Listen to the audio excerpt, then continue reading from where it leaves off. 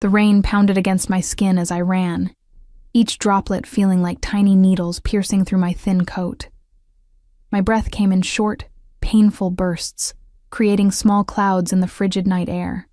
I could still hear Ryan's voice behind me, that familiar slur in his words that always preceded the worst nights. "Olivia, don't you dare walk away from me." My heart hammered against my ribs as I ducked into an alley, the smell of garbage and wet asphalt filling my nostrils. 3 years of this cycle, his drinking, his rage, his morning apologies, and tonight, I'd finally found the courage to leave. But I hadn't anticipated the storm, or that my getaway car would fail to start, or that Ryan would arrive home early.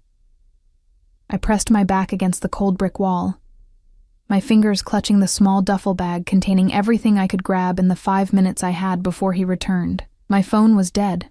The nearest bus station was 15 blocks away, and the rain showed no signs of letting up. When I peered around the corner, I could see Ryan's silhouette moving beneath the dim streetlight, his head turning in every direction. Even from this distance, I recognized the dangerous set of his shoulders. The last time he'd looked like that, I'd ended up with 3 broken ribs and a story about falling downstairs that no one questioned. "I know you're out here somewhere," his voice carried on the wind, making me flinch. I needed to move, to get as far away as possible before he tracked me down. Wiping the rain from my eyes, I spotted it across the street. A sleek black car, engine running, no driver in sight. Someone making a quick stop at a late-night pharmacy, perhaps. The windows were tinted so dark they reflected the streetlights like obsidian mirrors. It was wrong. I knew it was wrong. But as Ryan's voice grew louder, desperation overcame my better judgment. I darted across the street, my worn sneakers splashing through puddles, and tested the passenger door. Unlocked. Without allowing myself another thought, I slipped inside and ducked below the window line, my soaked clothes immediately dampening the immaculate leather seat. The interior smelled of expensive cologne, and something subtle I couldn't place. Sandalwood, perhaps. The dashboard glowed with more buttons and screens than I'd ever seen in a car. This wasn't just any vehicle, this was wealth on wheels. A momentary pang of guilt twisted my stomach, but the sight of Ryan appearing at the mouth of the alley I'd just left solidified my decision. I'd leave a note, an apology, money to pay for the ride, anything. Once I was safe, I counted my racing heartbeats in the darkness, praying that whoever owned this car would take their time. 1 minute passed. Then 2. Ryan was moving methodically down the street now, checking doorways and alleys. I pressed myself lower into the footwell. The driver's door opened suddenly, letting in the sound of rain before closing with a soft, expensive-sounding thud. I froze, not even daring to breathe. A moment of silence followed. Had they noticed the wet marks on their seat? Could they see me? Then a voice spoke, low and controlled, with the kind of quietness that was more terrifying than any shout. "You have exactly 5 seconds to explain why you're in my car before I have Vince here remove you permanently." I slowly raised my head above the dashboard. The driver wasn't alone. A mountain of a man stood outside the driver's window, his broad shoulders blocking the streetlight, creating a halo effect around his silhouette. But it was the driver who held my attention. A man in his late 30s, perhaps, with features that seemed carved from stone. His suit was impeccably tailored, no wrinkles despite the rain. His hands rested on the steering wheel, steady, adorned with a single platinum ring on his right index finger. When our eyes met in the rearview mirror, something cold slithered down my spine. They were dark, almost black in this light, assessing me with the detached interest of someone studying an insect before deciding whether to crush it. "I'm sorry," I stammered, my voice barely audible. "I needed to hide. My ex. He's out there looking for me and I—" The man raised one hand slightly, and I fell silent immediately, my words dying in my throat. "Vince," he said, his eyes never leaving mine in the mirror. "Check the street. Tell me what you see." The hulking figure disappeared from the window. I sat up straighter, clutching my bag to my chest like a shield. Rain continued to drum on the roof, creating a deceptively soothing rhythm that contrasted with the thunder of my pulse. "I can get out now," I offered, reaching for the door handle. "I'm so sorry for the intrusion." I can pay you. Stop. The word wasn't loud, but it froze me instantly. Don't touch the door. His eyes finally broke away from mine as he glanced out the windshield. In profile, his features were sharp. A strong jaw, straight nose, dark hair trimmed perfectly. He couldn't have been much older than 40, but power radiated from him in waves, aging him in a way that had nothing to do with years. Vince returned, leaning down to the driver's window. Man about half a block down, looking into cars, checking alleys, seems agitated. The driver nodded once. Description? White male, early 30s, brown hair, medium build, leather jacket, looks drunk. Ryan. The description matched perfectly. My body tensed involuntarily. That's him, I whispered, hating how my voice trembled. That's my ex. The driver's eyes found mine in the mirror again, and this time they narrowed slightly, studying me with new interest. I became acutely aware of my appearance. Soaked hair plastered to my face, mascara probably streaked down my cheeks, the collar of my coat torn where Ryan had grabbed me earlier. Vince, the driver said after a moment, get in the back. We're leaving. My eyes widened. I should go. No. Again, that quiet command that brooked no argument. You're staying right where you are. Vince opened the rear door and slid in beside me, his massive frame making me shrink against the opposite door. The leather creaked beneath his weight. I could feel the heat radiating from his body, smell the rain on his coat. He didn't look at me. His eyes focused straight ahead. The car pulled away from the curb smoothly, the powerful engine barely audible. As we passed Ryan on the street, I ducked my head instinctively, but the tinted windows would have hidden me anyway.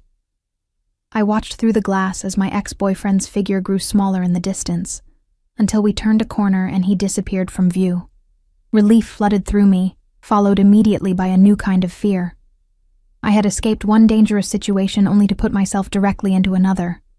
I didn't know these men, had no idea where they were taking me, and the quiet luxury of the car suddenly felt less like sanctuary and more like a trap. Thank you for helping me get away, I ventured carefully, but you can drop me at the next corner. I don't want to trouble you further. The driver's eyes flicked to the rearview mirror again. What's your name? I hesitated, wondering if I should lie. Something told me he would know. Olivia. Olivia Reese. He nodded slightly, as if confirming something to himself. Well, Olivia Reese, you made a significant error in judgment tonight. My car is not a public taxi service. I know, and I'm truly sorry. It was a desperate decision. Desperate decisions often have unintended consequences. His voice remained even, almost conversational, which somehow made his words more menacing. Do you know who I am? I shook my head, a knot forming in my stomach. Good, he replied, turning the car onto a wide boulevard I didn't recognize. That's for the best. You can call me Mr. Castellano. The name meant nothing to me, but the way he said it, as if I should recognize it, sent another chill through me. Where are we going, Mr. Castellano? I asked, trying to keep the tremor from my voice. Somewhere safe, he answered vaguely. Somewhere your ex won't find you. The car slowed as we approached a security gate fronting what appeared to be a luxury apartment complex. Mr. Castellano lowered his window just enough to press his thumb against a scanner. The gate slid open silently. I appreciate your concern, I said, sitting up straighter, trying to project a confidence I didn't feel, but I have plans. A friend expecting me. No, you don't. His certainty was unsettling. If you had somewhere to go, you wouldn't have been hiding in a stranger's car. I had no response to that. He was right. As the car pulled into an underground garage, the reality of my situation began to sink in. I was alone with two strange men, one of whom clearly wielded considerable power and wealth. No one knew where I was. My phone was dead. I had just traded one potentially dangerous situation for another that might be infinitely worse. The car stopped in a reserved space marked with a simple C. Mr. Castellano turned off the engine and finally turned to look at me directly. Up close, his eyes weren't black after all, but a deep, dark brown. Something in them reminded me of still water over unfathomable depths. Olivia, he said, my name sounding different in his mouth. You entered my car without permission. By most standards, that would qualify as a serious transgression. I swallowed hard. I know, And I'm sorry. Sorry doesn't erase actions, he replied, his gaze unwavering. Actions have consequences. Vince shifted beside me, a subtle reminder of his presence. What do you want from me? I asked, surprising myself with the directness of the question. The corner of Mr. Castellano's mouth curved slightly, not quite a smile, but something that hinted at amusement. For now, I want you to come upstairs. Get dry. Have something warm to drink. Then we'll discuss your situation. It wasn't a request. As if to emphasize this point, Vince opened his door and stepped out, then opened mine, standing aside expectantly. The garage was silent except for the occasional drip of water from the car's exterior. I had a choice to make, though it hardly felt like one. Step out into the unknown with these strangers, or what? Make a scene in an empty garage? Try to run, with nowhere to go and a dead phone? I clutched my duffel bag tighter and stepped out of the car, the click of the door closing behind me echoing with an awful finality. The elevator was another world of luxury. Mirrored walls, polished brass fixtures, and that new car smell that spoke of regular cleaning. Mr. Castellano stood beside me, his presence filling the small space despite his perfect stillness. Vince positioned himself just behind us, silent as a shadow, but impossible to forget. I caught glimpses of myself in the mirrored walls, bedraggled, small, and obviously out of place between these two immaculate men. My soaked clothes clung uncomfortably to my skin, and I couldn't stop a slight shiver. In the harsh elevator lighting, I noticed a bruise forming on my wrist where Ryan had grabbed me earlier.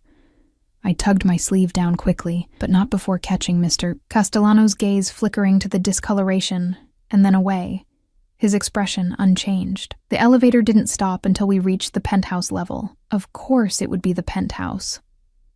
The doors slid open to reveal a private foyer, with gleaming marble floors and art that looked expensive enough to fund my entire existence. This way, Mr. Castellano said, stepping out first. I hesitated, suddenly overwhelmed by the reality of what I was doing. Following a stranger, clearly a powerful, dangerous stranger, into his private domain. Every warning I'd ever heard screamed through my mind. Second thoughts, Ms. Reese? He asked without turning around, somehow sensing my hesitation. I don't think I should be here, I managed to say, my voice smaller than I intended. He turned then, studying me with those dark, unfathomable eyes. You made that decision when you chose my car as your hiding place. Now we deal with the consequences. He gestured forward. After you. Vince's solid presence behind me made it clear this wasn't a negotiation. I stepped into the foyer, my wet sneakers squeaking embarrassingly against the pristine floor. The apartment beyond was exactly what you'd expect from someone like Mr. Castellano, spacious, minimalist, with floor-to-ceiling windows offering a panoramic view of the city lights glittering through the rain. Everything was in shades of black, white, and gray, with occasional touches of deep blue. It wasn't just decorated, it was curated. Nothing out of place, nothing personal or revealing. Vince, wait outside, Mr. Castellano said, and the mountain of a man nodded once before retreating to the foyer, closing the heavy doors behind him. Alone with Mr. Castellano, my anxiety spiked.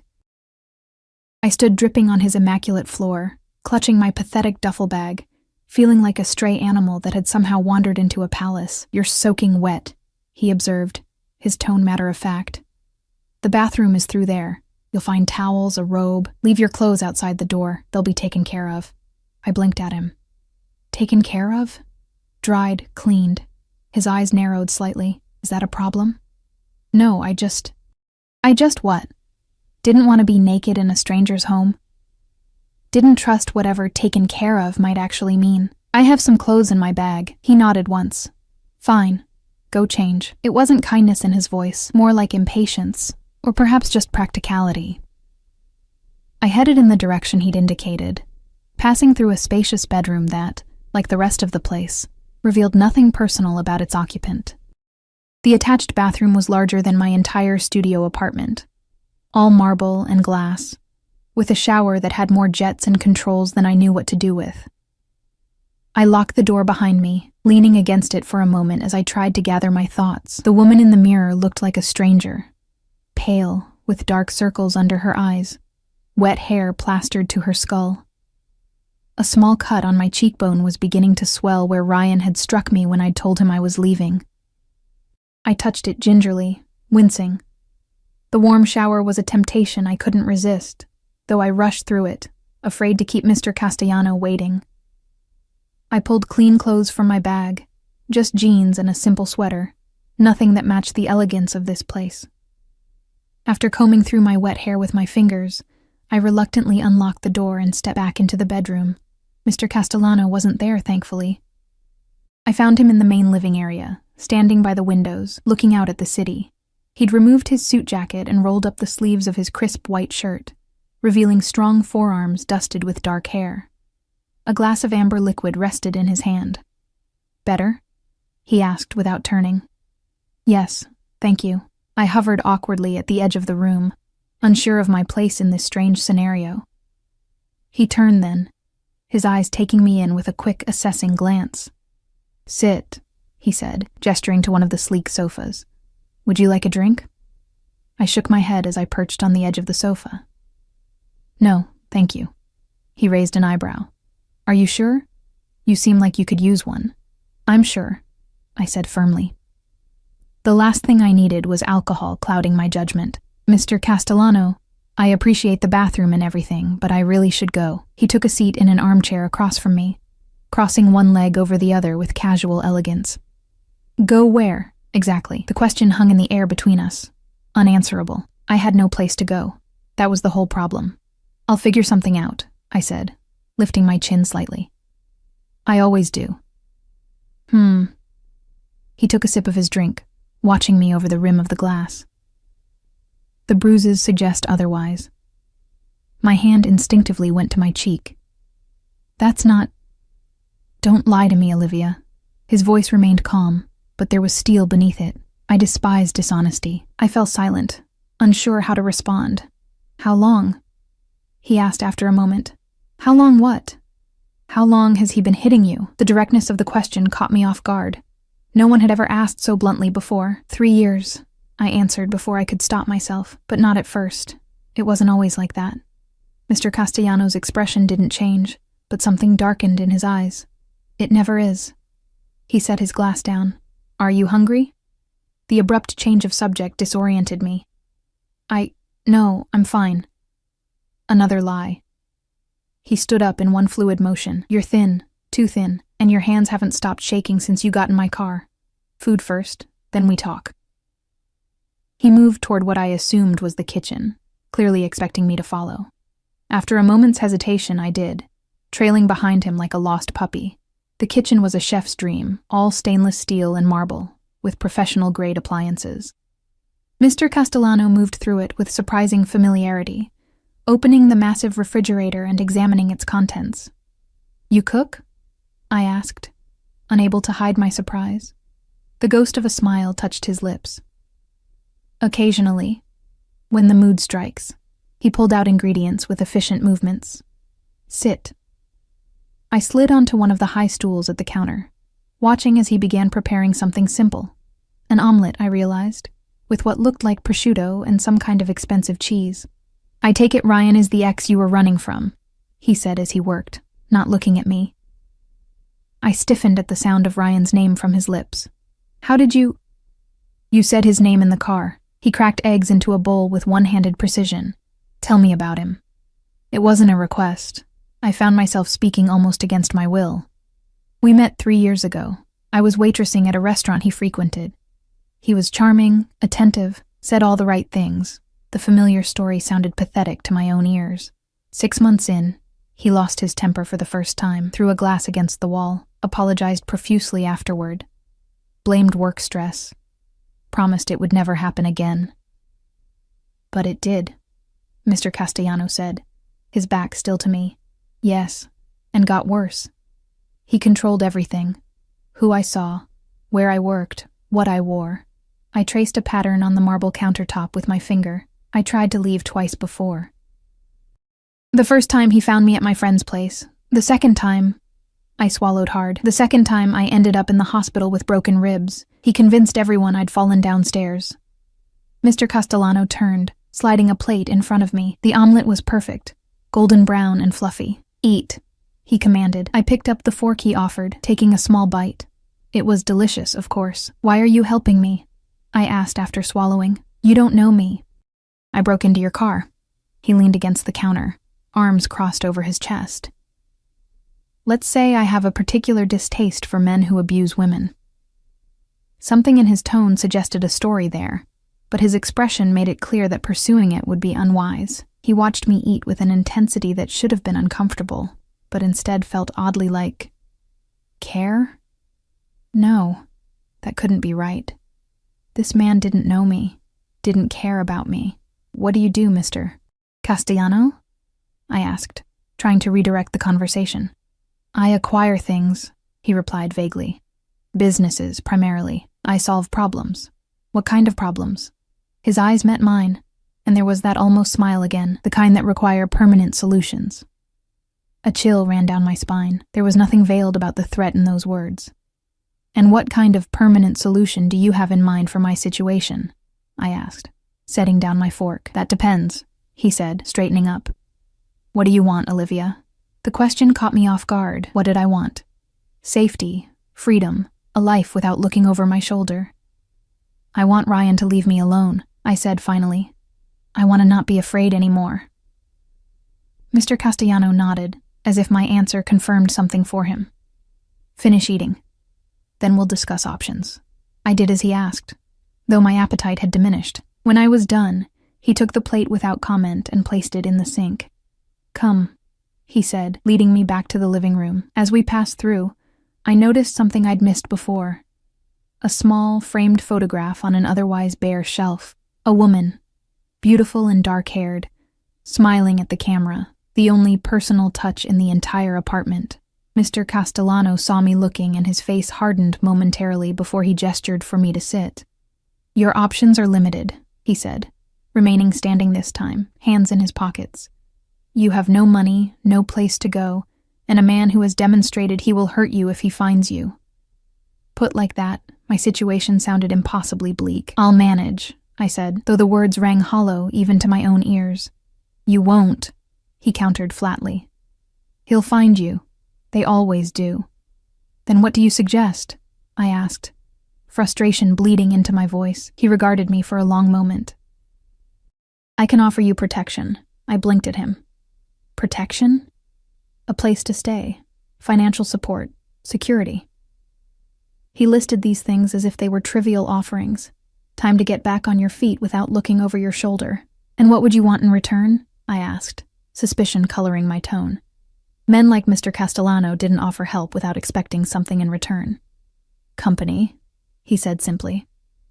I stiffened, my mind immediately jumping to the obvious conclusion. I'm not that kind of company, he interrupted, his expression hardening. I'm not propositioning you, Ms. Reese. I'm offering you a job. A job? I repeated, confused. Doing what? I host business dinners, attend events. I require someone presentable on my arm, someone who can smile, make pleasant conversation, and otherwise remain inconspicuous. He studied me with that assessing gaze again. You're intelligent, observant. You'd adapt quickly. You want me to pretend to be your, what? Girlfriend? When necessary, he confirmed. A simple arrangement. You play a role in public, and in return you get safety, comfort, and my guarantee that Ryan will never touch you again. The offer hung in the air between us, tempting and terrifying in equal measure. Why me? I asked finally. You could hire anyone for that. Something flickered across his face, too quick to identify. Let's call it convenient timing. You needed help. I needed a companion who isn't entangled in my world. It sounded rehearsed, too neat. There was more to it, but I couldn't imagine what. I don't know anything about your world, I pointed out. Precisely the point, he replied. You bring no complications, no prior knowledge, no connections that could be problematic. A knock at the door interrupted us. Mr. Castellano moved to answer it, speaking briefly with someone outside, Vince, I assumed, before returning with a slim folder in his hand. Your ex-boyfriend, he said, placing the folder on the coffee table between us. Ryan Michael Jenkins, 32, 3 previous complaints of domestic violence, all dropped. Currently employed at Meridian Financial as a mid-level manager. Lives at 1837 Westlake Avenue, apartment 4B. Has a gambling problem he hides rather poorly, and owes money to some particularly unpleasant individuals. I stared at him, my mouth hanging open slightly. How did you— It's what I do, he said simply. Knowledge is power, Olivia. The casual display of that power sent another chill through me. In the short time I'd been in his bathroom, he'd compiled a dossier on Ryan. What else could he do? What else did he know? Who are you? I whispered. His eyes met mine, dark and unreadable. Someone who can make your problem disappear. Permanently, if that's what you want. The implication was clear. My blood ran cold. No, I said quickly. I don't want that. He nodded once as if he'd been testing me. Then we understand each other. My offer stands. Protection, security, in exchange for your discretion and companionship. A simple transaction. Simple. Nothing about this situation was simple. How long? I asked. 6 months, he replied without hesitation. After that, if you wish to leave, I'll ensure you have the means to start fresh. New identity, new location. Enough money to be comfortable. It sounded too good to be true. It probably was. But what choice did I have? Go back out into the rain with nowhere to go? Waiting for Ryan to find me? Or accept this devil's bargain with a man who radiated danger, but who, at least so far, had shown me nothing but a cold sort of courtesy? I need to think, I said finally. Mr. Castellano checked his watch. Platinum, like his ring. You have until morning. I'll have a room prepared for you. We'll finalize our arrangement over breakfast. Another knock at the door. This time when Mr. Castellano answered it, a woman entered, middle-aged, with a kind face that seemed at odds with this sterile environment. This is Mrs. Chen, Mr. Castellano said. She'll show you to your room and provide anything you need. The woman smiled at me, and I found myself returning it weakly. Rest well, Olivia, Mr. Castellano said, his tone making it clear that our conversation was over for now. Tomorrow we begin. As I followed Mrs. Chen down a hallway, I couldn't shake the feeling that I'd just made a deal with the devil, one I didn't fully understand, with terms I hadn't agreed to yet, but a deal nonetheless. And the strangest part was the flicker of relief that came with it. For the first time in years, I felt safe. I just didn't know what that safety would ultimately cost me. The guest room was like something from a luxury hotel, king-sized bed with silky sheets, another breathtaking view of the city, and an ensuite bathroom that rivaled the one I'd used earlier. Mrs. Chen showed me around with quiet efficiency, pointing out the intercom system. The closet already stocked with brand new clothes, all in my size, which was disturbing to contemplate, and the tablet on the nightstand. For anything you need, she explained in accented English. Food, entertainment, questions. Just type here. She demonstrated with quick, practiced movements. Mr. Castellano values privacy. This way, you don't need to disturb. Does Mr. Castellano have many guests? I ventured, trying to understand what I'd stumbled into. Mrs. Chen's expression remained neutral. I take care of household only, 2 years now. She headed for the door, pausing before she left. You're safe here, she added, her eyes softening momentarily. Sleep now. Alone in the enormous room, I sat on the edge of the bed, the events of the day crashing over me in waves. 24 hours ago, I'd been in the apartment I shared with Ryan, planning my escape in stolen moments when he wasn't watching. Now, I was in a penthouse belonging to a man who exuded power and danger in equal measure, considering an offer that felt equally like salvation and captivity. Despite my exhaustion, sleep eluded me. I explored the room, running my fingers over expensive fabrics, opening drawers that contained items I might need, all new, all pristine. In the closet, I found clothes in various styles, from casual to formal, none with tags but all unworn. The precision of it all unnerved me. How had he arranged this so quickly? Had he been expecting someone, or was this level of preparation simply normal for a man like Mr. Castellano? The tablet on the nightstand glowed with a simple interface. Out of curiosity, I tapped on the section labeled Information. A document appeared. A contract, I realized with a jolt. The agreement Mr. Castellano had outlined, formalized in legal language, 6 months of companionship services in exchange for protection, housing, and a new identity afterward. The terms were surprisingly straightforward, listing expectations for public appearances, confidentiality requirements, and even a generous monthly stipend that would be held in trust until the contract's completion. What caught my eye, however, was the section labeled termination clauses. Either party could end the arrangement before the 6-month period, but doing so would forfeit all financial benefits for me. And there, in coldly clinical language, the protector, hereafter Castellano, reserves the right to terminate agreement in case of breach of confidentiality, with such termination to be absolute and final. The word sent a chill down my spine. Absolute and final. There was no mistaking the threat embedded in that phrasing. I set the tablet down, my hands trembling slightly. What had I gotten myself into? Who was this man who could produce detailed dossiers and legal contracts at a moment's notice? The obvious answer hovered at the edges of my consciousness, but I pushed it away. Better not to know. Better not to name it. Sleep eventually claimed me, but it was fitful, filled with dreams of running down endless corridors, pursued by shadowy figures, sometimes Ryan, sometimes the stoic Vince, and sometimes Mr. All. Castellano himself, watching with those dark, unfathomable eyes. Morning arrived with a soft chime from the tablet. 7 a.m. A message glowed on the screen. Breakfast in the dining room at 8:00. Appropriate attire has been laid out. I showered again, letting the hot water ease the tension in my muscles. In the closet, I found a simple white blouse and tailored black pants set apart from the other clothes. The subtle command was clear. This was what I was expected to wear. I dressed slowly, noting how perfectly the clothes fit, as if they'd been tailored specifically for me. Another unsettling detail. At precisely 8:00, I made my way to the dining room, following the path I remembered from the previous night. Mr. Castellano was already seated at the head of a table that could comfortably seat 12, a newspaper spread before him. He wore another immaculate suit, this one a deep navy. He didn't look up as I entered. "Good morning," I said, hovering in the doorway. He folded the newspaper and set it aside, his eyes moving over me with that same assessing gaze. "You slept poorly," he observed. I touched my face self-consciously, wondering if the dark circles under my eyes were that obvious. "It's been an eventful 24 hours. He nodded toward the chair to his right. "Sit. Coffee?" I took the offered seat, noticing the fine china place settings and the spread of breakfast foods arranged on the table. "Yes, please." He poured from a silver carafe, his movements precise.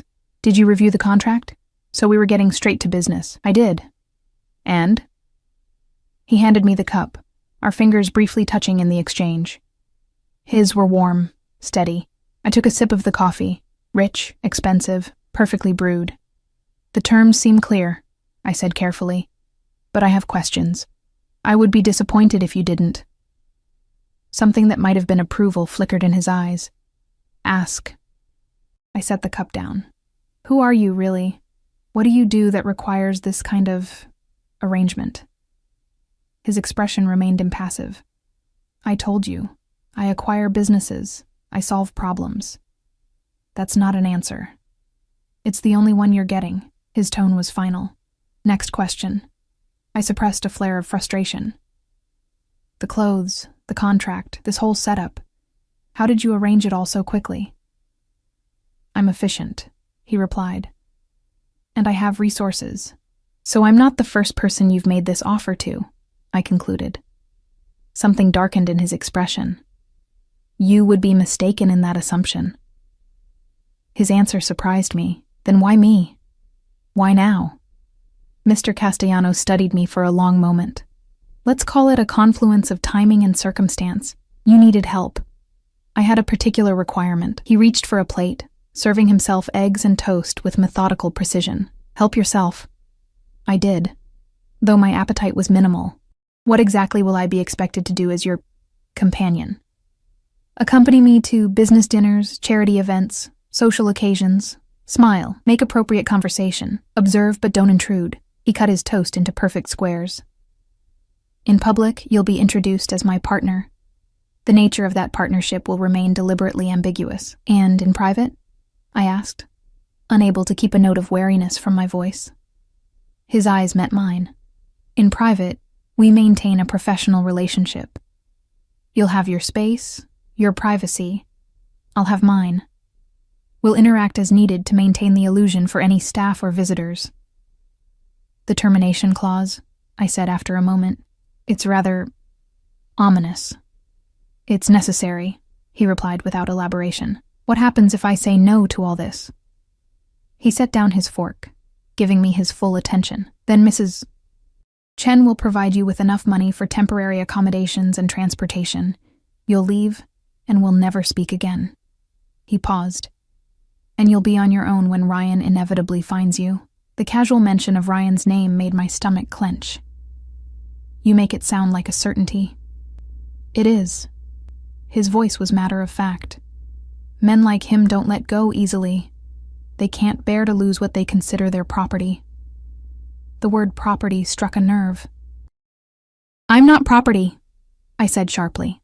Not his, not yours. Something that might have been respect flashed across Mr. Castellanos' face. No, he agreed. You're not, which is why my offer comes with no physical obligations or expectations.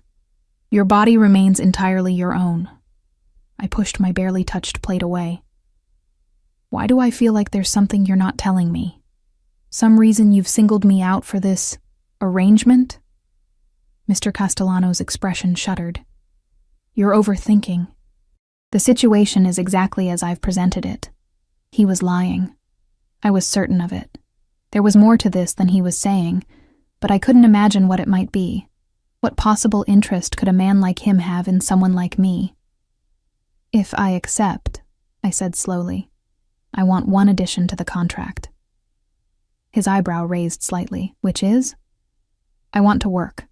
A real job. Not just playing your arm candy. I have a degree in graphic design that I've never been able to use because Ryan... I stopped, taking a breath. I need something that's mine, something I can take with me after our arrangement ends. Mr. Castellano considered this for a moment. My company has a design department. I can arrange an entry-level position. Your performance will determine your advancement, not our arrangement. The ease with which he agreed surprised me. Thank you. He nodded once. Is that your only condition? I thought for a moment. One more thing. I want to know that Ryan won't hurt anyone else after I'm gone. Not necessarily permanent, like you suggested, but something to ensure he doesn't just move on to his next victim. A cold smile touched Mr. Castellanos' lips. That can be arranged, quite easily.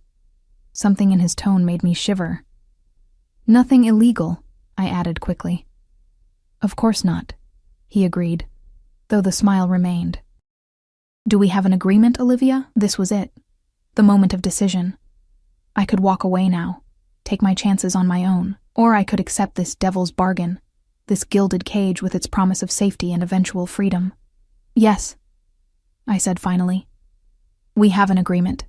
Mr. Castellano extended his hand across the table. I took it, feeling the warmth and strength of his grip. We shook once, formally, like business partners sealing a deal. The contract will be updated with your additions and ready for your signature this afternoon, he said, releasing my hand. In the meantime, there are matters we should discuss, practical considerations for our arrangement. Such as? Your background story, for one, how we met, how long we've been together. He took a sip of his coffee. The closer we stay to the truth, the easier it will be to maintain the illusion. We'll say we met when you consulted on a design project for one of my companies. A professional relationship that evolved into something more. The practiced ease with which he constructed this fiction was telling. You've thought this through. I leave nothing to chance, he replied. You'll need to be prepared for questions, for scrutiny. The people in my circle are observant, suspicious by nature. What circle is that exactly? I pressed, still trying to understand the world I was agreeing to enter. Mr. Castellanos' eyes narrowed slightly. Wealthy? Powerful? Competitive? The specifics aren't your concern, but they were. If I was going to convincingly play the role of his partner, I decided to try another approach. Tell me about yourself. If I'm supposed to be your girlfriend, I should know basic things about you. Your first name, for starters. He studied me for a moment, as if deciding how much to reveal. "Gabriel," he said finally. "My name is Gabriel Castellano." "Gabriel," I repeated, testing the name. It suited him somehow. Biblical, powerful. "And where are you from originally? Your accent has hints of something I can't quite place." "My father was Italian. My mother, American." His answers were clipped, factual. "I was born in New York, spent summers in Sicily until I was 16. Family?" His expression hardened. "None living." The finality in his tone suggested this was not a topic to pursue. I changed direction. "How old are you?" 42. "Favorite color?" A flicker of amusement crossed his face. "Is this relevant?" "Yes," I insisted. "These are things people know about their partners. Small details matter in creating a convincing story." He conceded with a slight nod. "Blue. Dark blue." "Favorite food?" "I don't have preferences. I appreciate quality in all forms." I rolled my eyes before I could stop myself. "Everyone has preferences, Gabriel." The use of his first name hung in the air between us. For a moment, I thought I'd overstepped, but then the corner of his mouth curved upward. Not quite a smile, but close. "Seafood," he said after a moment. "Particularly grilled octopus, prepared the way my grandmother made it." It was the first personal detail he'd offered voluntarily, and I seized on it. "Tell me about your grandmother." Something softened in his eyes, so briefly I might have imagined it. "Another time, perhaps." He glanced at his watch. "I have business to attend to this morning. Mrs. Chen will assist you with anything you need. We'll continue this conversation over dinner." He stood, adjusting his suit jacket with a practiced motion. "I've taken the liberty of having your belongings moved from your apartment." I blinked in surprise. "My belongings? Your clothes, personal items, anything that appeared to hold sentimental value." His tone was matter-of-fact, as if breaking into my apartment was a trivial matter. "They're being delivered this afternoon." "How did you—" I began, then stopped. Of course. He knew where Ryan lived. He'd sent someone to my apartment, our apartment, to collect my things. What if Ryan had been there? He wasn't, Gabriel replied simply. He spent the night at a bar downtown, then crashed at a friend's place on Lexington Avenue. "He's been calling your phone repeatedly, growing increasingly agitated." The casual way he relayed this information, the level of surveillance it implied, should have terrified me. Instead, I felt an unsettling mix of gratitude and awe at his thoroughness. "My phone is dead," I said. "I left the charger behind. A new phone will be provided. Your old number will be deactivated." He moved toward the door, then paused. "One last thing, Olivia. From this moment forward, you're under my protection. That means you follow my instructions without question when it comes to your safety. Is that clear?" The command in his voice was unmistakable. "Yes," I agreed, though a small part of me rebelled at the implied ownership in his words. "Good. I'll return at 7. Be ready for dinner. We'll be dining in." With that, he left, his footsteps fading down the hallway. I remained at the table, staring at my half-eaten breakfast. What had I just agreed to? 6 months of my life signed away to a man I barely knew, a man who clearly wielded enormous power and had no compunction about using it. Yet beneath the fear and uncertainty, I felt something else, a strange sense of possibility. For 3 years I'd been shrinking myself to survive Ryan's rage and control. Now I was stepping into a different kind of controlled existence, but one that paradoxically offered more freedom than I'd known in years. I would have a job, my own money, safety, and eventually, a completely new life. All I had to do was convince the world I was in love with Gabriel Castellano, a man who collected people's secrets like others collected art, who spoke of permanent solutions with chilling casualness, who had orchestrated this entire scenario with methodical precision, a man who, despite his cold exterior, had shown me more consideration in one day than Ryan had in our final year together. I finished my coffee, which had gone cold. 6 months. I could do this for 6 months. I would be whatever Gabriel Castellano needed me to be in public. I would smile, make pleasant conversation, observe without intruding. and I would try very, very hard not to think about what might happen if I failed. Mrs. Chen appeared in the doorway. "Ms. Reese? If you're finished, I can show you the rest of the apartment. The areas you'll have access to."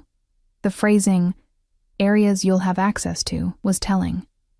There would be places I wasn't permitted to go, questions I wasn't permitted to ask, boundaries I would need to learn quickly.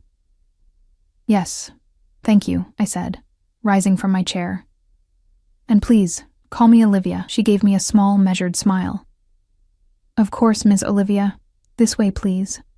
As I followed her from the dining room, I couldn't shake the feeling that I was being watched, evaluated, that this was some kind of test, and that Gabriel Castellano was a man who did not tolerate failure. I straightened my shoulders, lifting my chin slightly. Whatever game this was, whatever role I had been cast in, I would play it perfectly. Not just for the promised freedom at the end, but for myself, to prove that I could. Because for the first time in 3 years, I felt something that had been beaten and bullied out of me for so long. I felt powerful. The apartment was even larger than I'd initially thought, with sections I hadn't seen the night before. Mrs.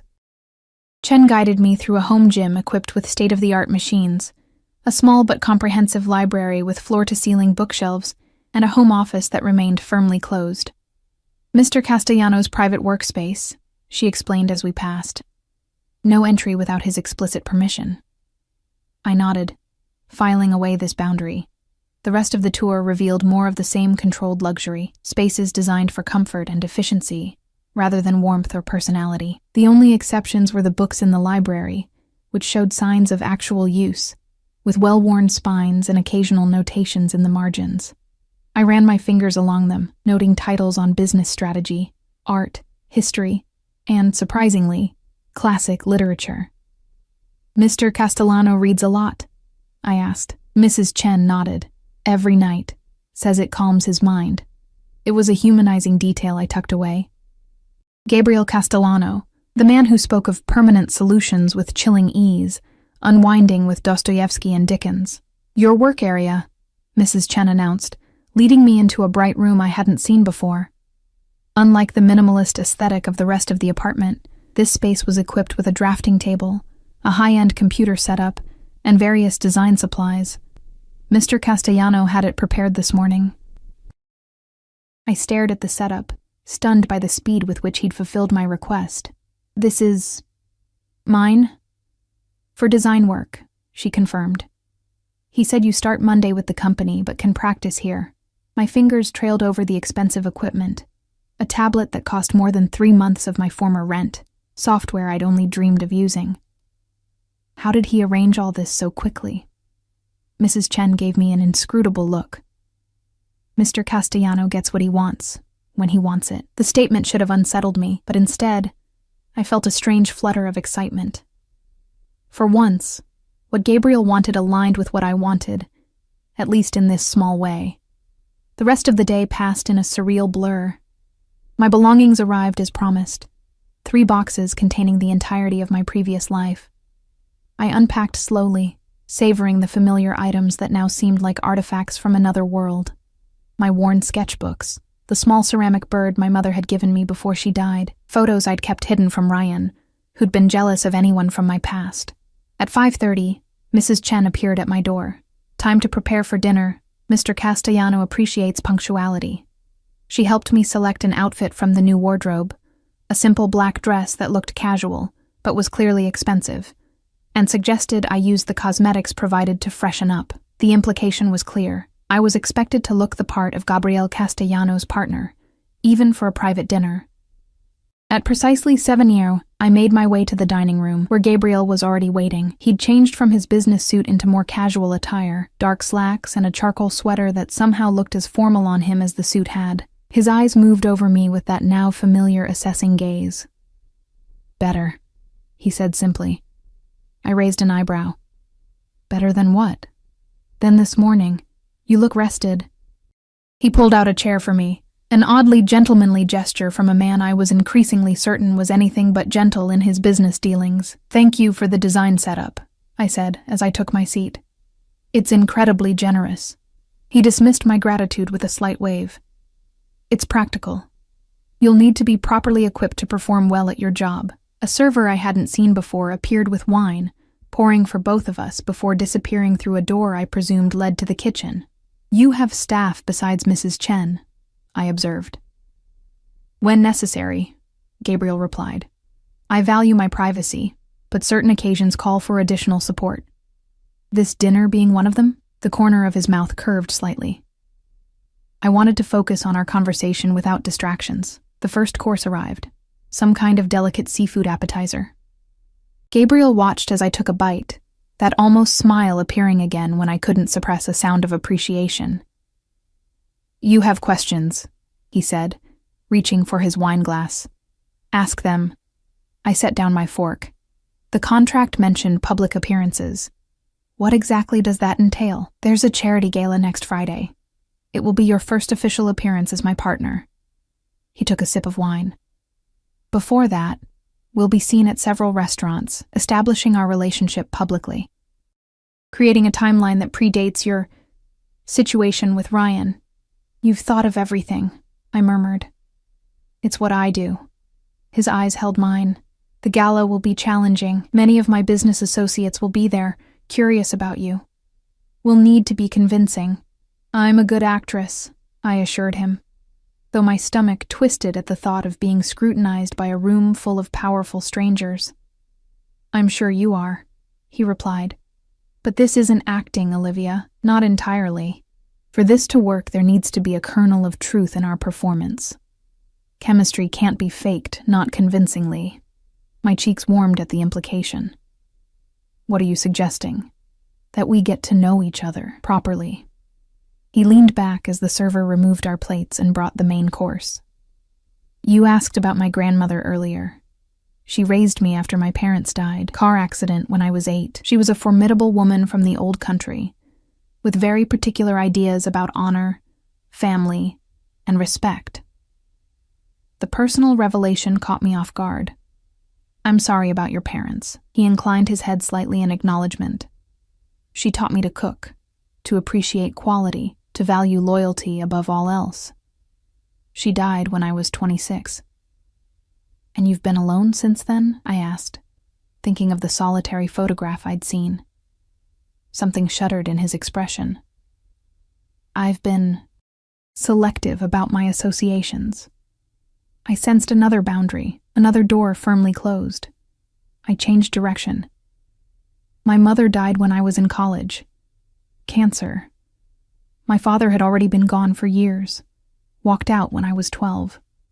Gabriel nodded, his expression softening almost imperceptibly. So, we both understand loss. Is that why you're helping me? I asked. Because you recognize something familiar in my situation? He studied me for a long moment. Perhaps. Or perhaps I simply saw an opportunity that served both our interests. What interest does my presence serve for you, exactly? I pressed. You still haven't really explained that. Gabriel cut his food with precise movements. There are expectations in my position. A man of my age and status is supposed to have certain attachments, a partner, the appearance of stability. And you couldn't find someone willingly? I challenged, immediately regretting my boldness. But Gabriel didn't seem offended. If anything, that ghost of a smile appeared again. Willing partners come with complications, expectations, emotional entanglements. He took a sip of wine. Our arrangement is cleaner, defined, with a clear end date. 6 months, I murmured. 6 months, he confirmed, during which time we establish a convincing relationship. You gain experience in your field, and I satisfy certain appearances. Afterward, you start fresh elsewhere, and I return to my solitary existence. The way he described it made perfect sense, and yet I couldn't shake the feeling that there was more to it, something he wasn't telling me. Tell me about your work, he said, changing the subject.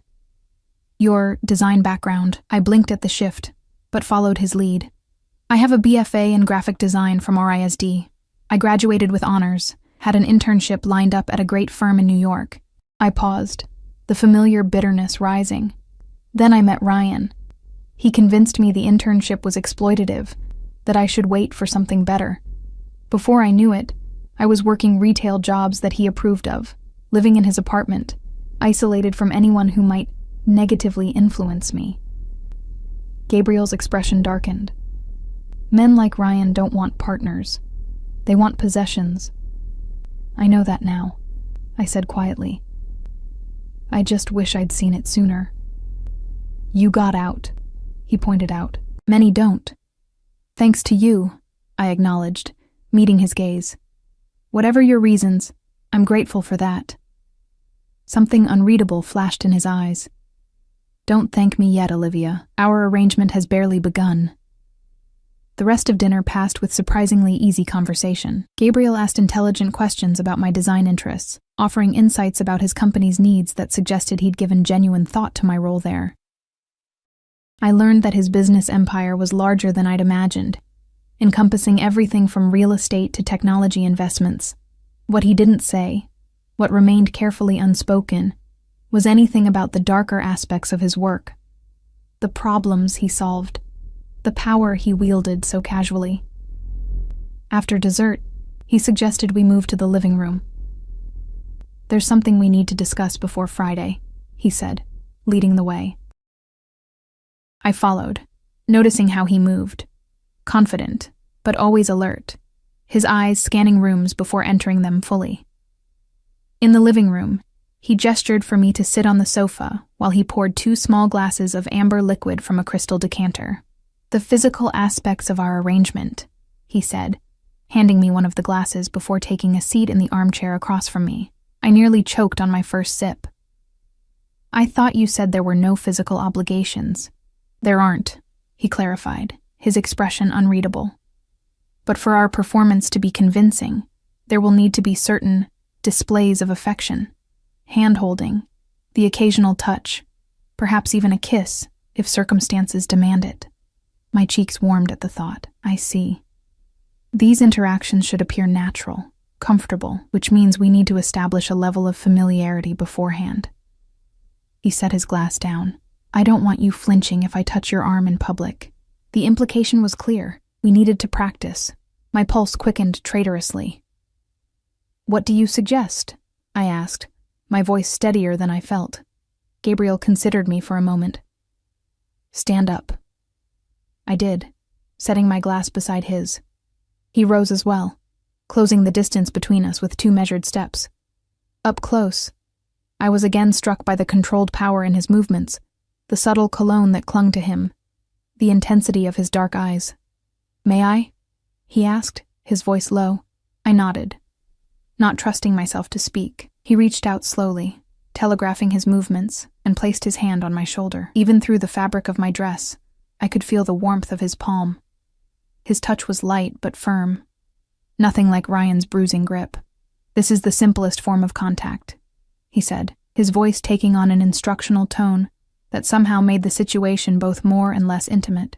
A hand on your shoulder, your back, your arm, guiding, not controlling. He demonstrated, his hand sliding to my upper back, applying the gentlest pressure to guide me half a step closer. I moved willingly, caught in the strange bubble of this lesson. Hand-holding, he continued, letting his hand fall from my back and extending it palm up between us. This will be expected. I placed my hand in his, surprised at how normal it felt. How right, somehow, despite the clinical nature of the exercise. His fingers closed around mine, warm and strong, but never gripping too tightly, just present. Secure. Good, he murmured. You don't tense when I touch you. That's important. His approval shouldn't have pleased me as much as it did. I withdrew my hand, needing to re-establish some distance. Anything else I should know about these displays? Something flickered in his eyes, amusement perhaps, or challenge. There will be moments when more intimate contact may be necessary, a kiss on the cheek, for instance. My breath caught as he stepped closer again, his hand coming up to gently brush a strand of hair behind my ear. The gesture was so unexpected, so tender, that I forgot this was supposed to be a demonstration. May I? He asked again, his voice lower now. I nodded, unable to look away from his face. He leaned in slowly, giving me every opportunity to pull back. and pressed his lips lightly to my cheek. It was barely a touch, over almost before it began, and yet it sent a ripple of awareness through my entire body. When he pulled back, his expression was unreadable, but I thought I detected a slight darkening of his eyes, a tightness around his mouth that hadn't been there before. "That should suffice for most situations," he said, his voice perfectly controlled again as he stepped back. "If anything more is ever required, we'll discuss it beforehand." I nodded, not trusting my voice. What was happening to me? This was a business arrangement, a transaction. The fact that Gabriel Castellano was handsome in his severe way shouldn't matter. The fact that his touch made my skin tingle shouldn't matter, but it did. "There's one other thing we should address," he said, returning to his seat and retrieving his glass. "Ryan." The name crashed through the strange tension between us, a harsh reminder of reality. "What about him?" I asked, sinking back onto the sofa. "He's been asking about you, at your former workplace among your acquaintances." Gabriel's expression hardened. "He's getting desperate, angry." A chill ran down my spine. "How do you know this?" "I'm having him watched," Gabriel said simply, "for your safety, and to ensure he doesn't become a problem for our arrangement." The casual way he admitted to surveillance should have disturbed me. Instead, I felt an unsettling combination of fear and relief. "Do you think he'll find me?" Gabriel shook his head. "No, but he's becoming increasingly volatile. We need to defuse the situation."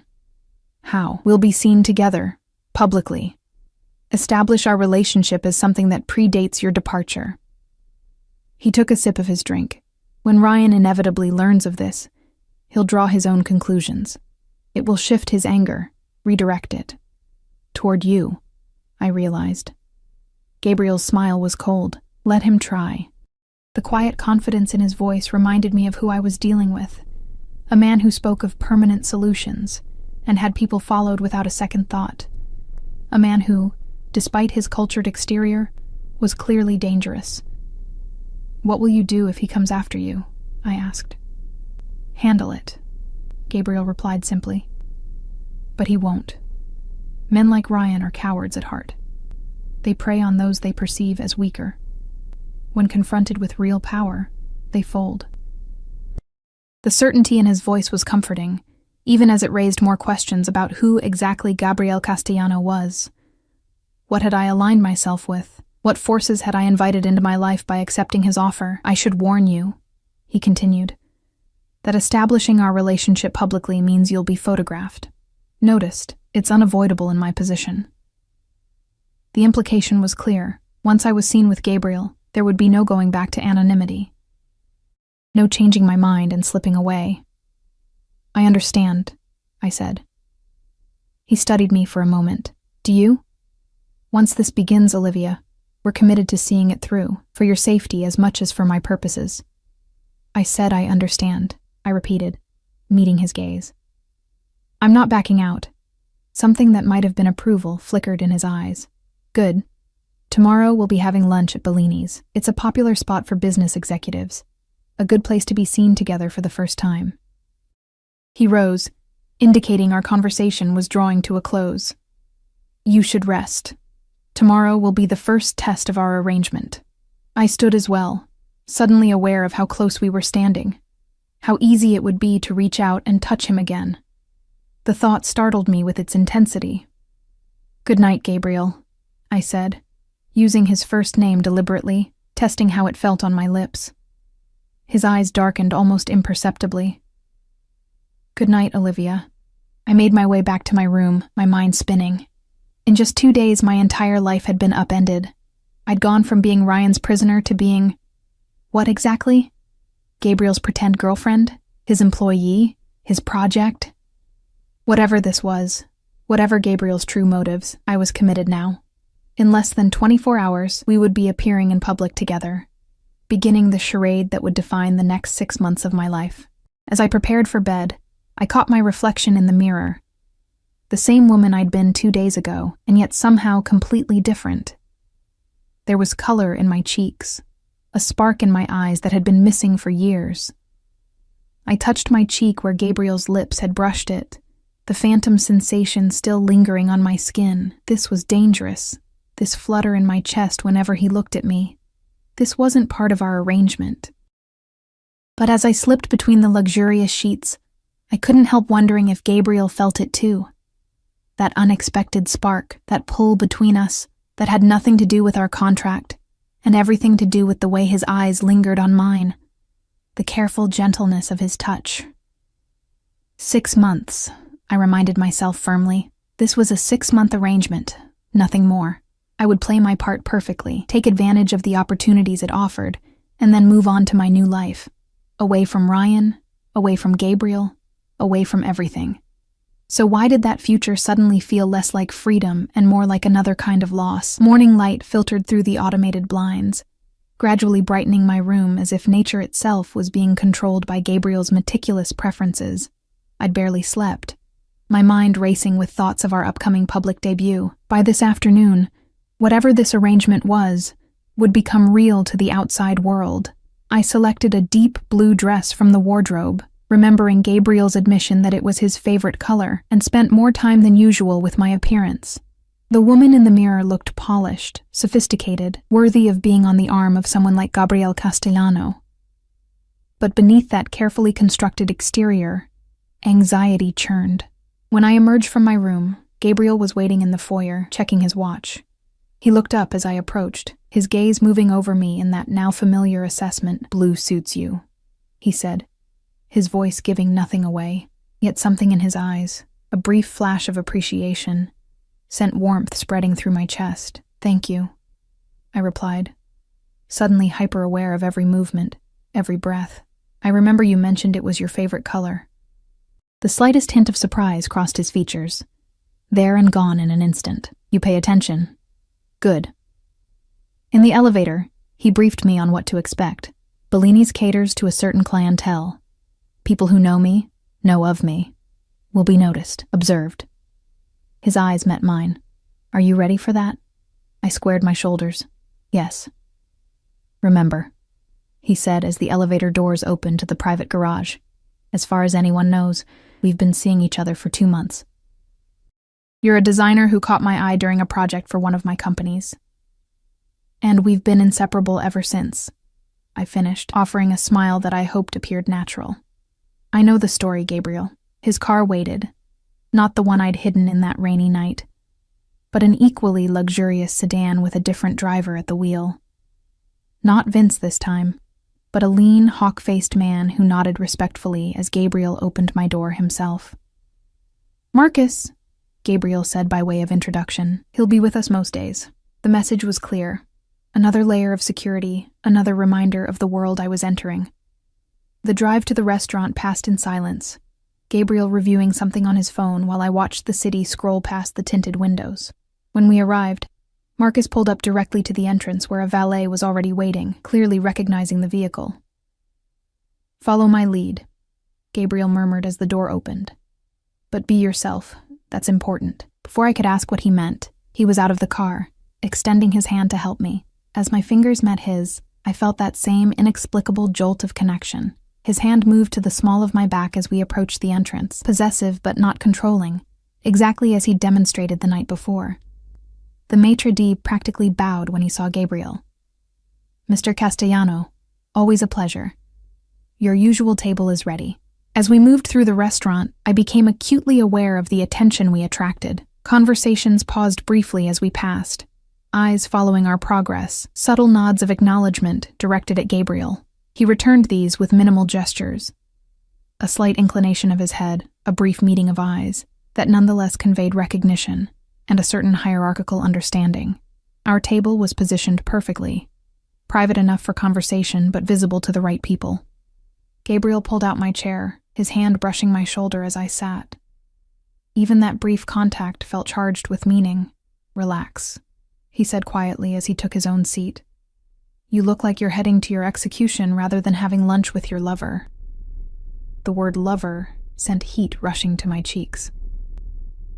"Sorry, I'm not used to being the center of attention." "You're not," he corrected. "I am. You're simply the new variable people are curious about." A waiter appeared with water and wine without being summoned. Gabriel didn't bother with a menu, simply saying, The usual for me, and he looked at me expectantly. I'd like to see a menu, please, I said, refusing to be ordered for despite our arrangement. Gabriel's lips twitched, almost a smile. When the waiter returned with a leather-bound menu, I selected a dish at random, more focused on the performance we were giving than on food. Good, Gabriel said once the waiter had gone. Assert yourself. It's what would have attracted me to you in the first place. I raised an eyebrow. Is it? A man in my position is surrounded by people who say yes, who bend to my will without question. His eyes held mine across the table. Someone who stands her ground would be refreshing. There was something genuine in his voice that caught me off guard. Before I could respond, his attention shifted to something over my shoulder. James, he said, rising slightly as a silver-haired man approached our table. I didn't expect to see you here. Gabriel, the man replied, his eyes flicking curiously to me. I'm meeting with the board from Westridge. You remember that acquisition we discussed? Of course. Gabriel's hand found mine on the table, his thumb stroking lightly over my knuckles in a gesture that appeared absent-minded, but felt deliberately intimate. James, this is Olivia Reese. Olivia, James Harrington, an old friend, an occasional business partner. I offered my free hand, which James took with old-world courtesy. A pleasure, Ms. Reese. I don't believe Gabriel has mentioned you before. We've been keeping things private, Gabriel replied smoothly. You know how I value my personal life. James's eyebrows rose slightly. Indeed. Well, I won't interrupt your lunch. Perhaps we could all have dinner sometime. I'd like that, I said before Gabriel could respond, earning an approving squeeze of my hand. After James departed, the performance continued. Throughout lunch, various associates stopped by our table, each interaction a carefully choreographed dance where I played the role of the enchanting new partner, while Gabriel maintained his usual controlled facade, with just enough softening around the edges to suggest genuine affection. It was exhausting and exhilarating all at once. By the time we finished dessert, which Gabriel insisted on sharing in a display that was clearly for the benefit of onlookers, I felt like I'd run an emotional marathon. You did well, he said as we waited for the car. Better than I expected. Thanks for the vote of confidence, I replied dryly. His hand found the small of my back again as Marcus pulled up. I mean it. You were natural, charming. People believed us. Isn't that what you're paying me for? The words came out sharper than I'd intended. Gabriel's expression darkened slightly as he helped me into the car. Once inside, with the privacy divider raised, he turned to me. Is that how you see this? Strictly transactional? Isn't it? I challenged, suddenly needing clarity amid the confusing mix of real and pretend. You made the terms quite clear. 6 months, then we part ways. He studied me for a long moment. The terms remain. But that doesn't mean what happens between now and then must be cold or impersonal. My heart stuttered in my chest. What exactly are you saying, Gabriel? Before he could answer, his phone rang. The transformation was immediate, his expression shuddering, his body tensing as he checked the caller ID. I need to take this, he said, his voice suddenly all business. Driver, take us to Kingsley Tower immediately. The call itself was brief, conducted in such quiet tones that I couldn't make out the substance. But the effect on Gabriel was unmistakable. Whatever warmth had been developing between us vanished, replaced by the cold, controlled man I'd first met. Change of plans, he said, after ending the call. I have business to attend to. Marcus will take you back to the apartment. Is everything okay? I ventured. It's being handled.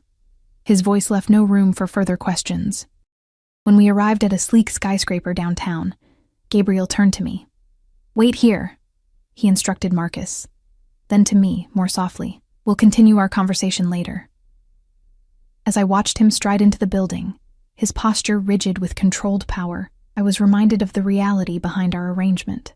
Whatever was happening between us, this strange, unexpected pull, was secondary to who Gabriel Castellano really was.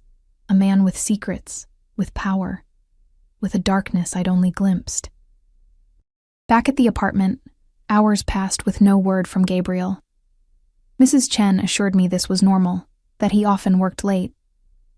I tried to distract myself in the design room, but my mind kept returning to our interrupted conversation in the car, to the question that hung between us. It was after midnight when I heard the front door. Unable to sleep, I'd been curled up in the library with one of Gabriel's books. I rose as he appeared in the doorway. His tie loosened, a weariness in his posture I hadn't seen before.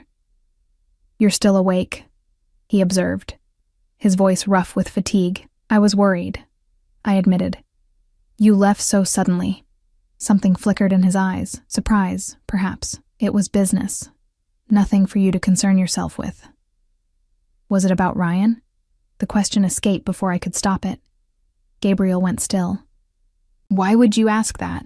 "Because everything changed after James mentioned meeting you. Because you've had Ryan watched. Because what, Olivia?" His voice had taken on a dangerous edge. "Because there's something you're not telling me," I said, standing my ground despite the sudden tension in the room. "Something about why you really offered me this arrangement." For a long moment he said nothing, just studied me with those dark, unreadable eyes. Then, with a sigh that seemed to come from somewhere deep inside him, he moved to the small bar in the corner and poured himself a drink. "Ryan Jenkins works for James Harrington," he said finally. "Or rather, he embezzles from him. Has been for over a year." The revelation hit me like a physical blow. "What?" "But Ryan works at Meridian Financial, which manages several of Harrington's investment portfolios." Gabriel took a long sip of his drink. "We've been building a case against him for months. Your ex-boyfriend has stolen nearly $2 million from my oldest business partner." My mind raced to process this information. "So, when I appeared in your car that night, it wasn't coincidence," Gabriel confirmed. "I knew who you were the moment you said your name. We'd been monitoring Ryan, knew about his tendencies with you." His jaw tightened. "What I didn't anticipate was that you would choose that particular night to leave him." "You've been using me," I said, the hurt surprising in its intensity. "This whole arrangement, it was never about helping me or needing a companion. It was about getting to Ryan." Gabriel set down his glass and stepped closer. "It started that way," he admitted. "But it changed, Olivia. It changed the moment I saw those bruises on your arms, heard you talk about what he'd done to you." "Why should I believe you?" I demanded, even as some part of me desperately wanted to. "Because I could have handled Ryan without you," he said simply. "Could have destroyed him financially, legally, personally, without ever involving you. But when you appeared in my car that night, terrified, hurt, but still fighting, I saw an opportunity to give you something while taking what I needed from him." "What exactly are you taking from him?" Gabriel's eyes darkened. "Everything. His freedom, when the evidence of his embezzlement is turned over to the authorities tomorrow. His pride, when he sees you with me. His sense of power, when he realizes he never had any to begin with." The cold certainty in his voice should have frightened me. Instead, I felt a strange sense of justice. "That's why you had my things collected from the apartment. You were gathering evidence against him." Gabriel nodded once, among other things. "Why tell me now?" I asked. "Why not maintain the illusion?" He moved closer, close enough that I could see the fatigue lines around his eyes, smell the familiar cologne mingled with the scent of his skin. "Because tonight, when James mentioned meeting you, I realized something had changed. This wasn't just about Ryan anymore." My heart hammered in my chest. "What was it about then?" "You," he said simply. "The way you challenged me, the way you stood your ground today, even knowing who I am, what I'm capable of. The way you've somehow found space in this cold place I've built for myself." His hand reached up, hesitating before gently touching my cheek. Unlike our practiced interactions earlier, this touch held nothing performative. It was real, raw, with an emotion I hadn't believed him capable of. "Our arrangement still stands," he said, his voice low. 6 months, and then you're free to go, with everything I promised. But I find myself hoping you might reconsider when the time comes." I should have been angry, should have felt betrayed by the manipulation. But as I looked into his eyes, I saw something I recognized. The same loneliness I'd carried for years.